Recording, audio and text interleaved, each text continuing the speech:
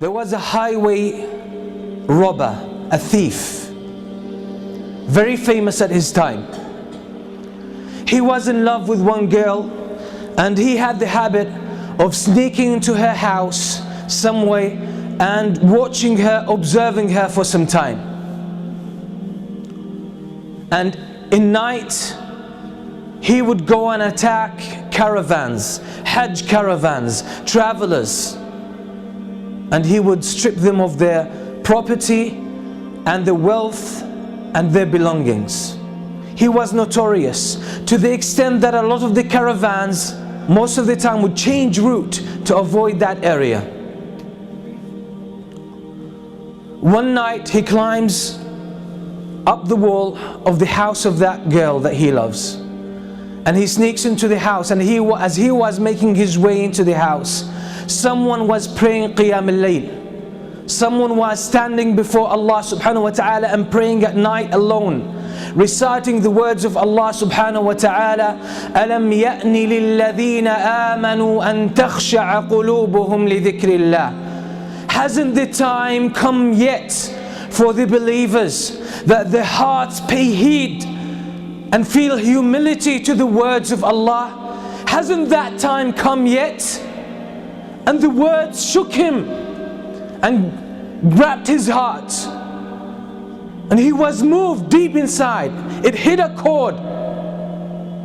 He started thinking about these words, and he forgot the main reason why he came to this house. And the only response that was on his tongue, his spontaneous response, was Bala ya Rabbi qad an. Indeed, my Lord, the time has come. And that moment he changed. So he went out of his house, roaming aimlessly, contemplating his life, contemplating his past, his behavior, his reputation, and his future, and his relationship with Allah. He ended up with a group of people who gathered together, and they lit a fire, and there were travelers, strangers. He asked their permission to join them. He sat with them, and they were disputing whether to spend the night there or to carry on their journey. And one of them said, we should stay here because there's that famous thief, that famous robber. That's his area, and if we carry on traveling, he might jump on us, and we'll be in trouble. So let's spend the night here, then we will set off in the morning. And the name they mentioned, the name of that thief, was this very person. It made him think to himself, what did I do that people fear me that much?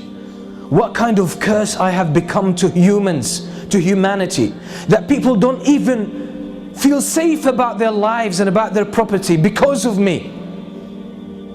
All of this made him question his life, question his way of life. And then he made the decision that I will change because it's my responsibility. It's not someone else's responsibility to change me and set me on the right course. It's my own initiative, and if I don't take it,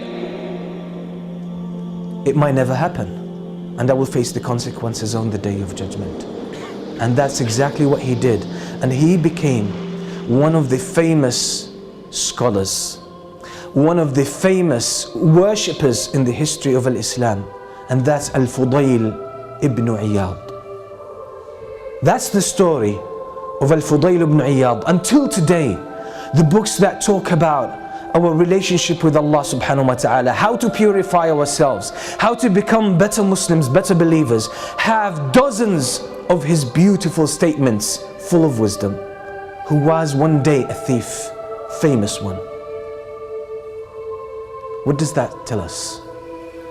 Is that it's our responsibility to change. Life in general is about change.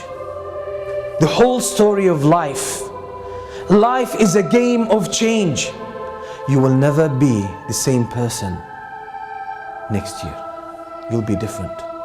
But the question is, which direction have you taken?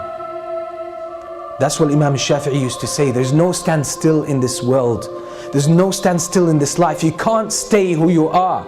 You're either moving forward or going backward. So if you are not keen about moving forward, you'll find yourself going backward. Because if you don't change yourself, Shaitan is working full time to change you. That's his vow. That's the goal of his life. He dedicated his whole life for you, just to destroy you, to make sure you end up in the hellfire. So if you don't counter that, his momentum will carry you, or you will get carried away, and he will take you in the direction he wants.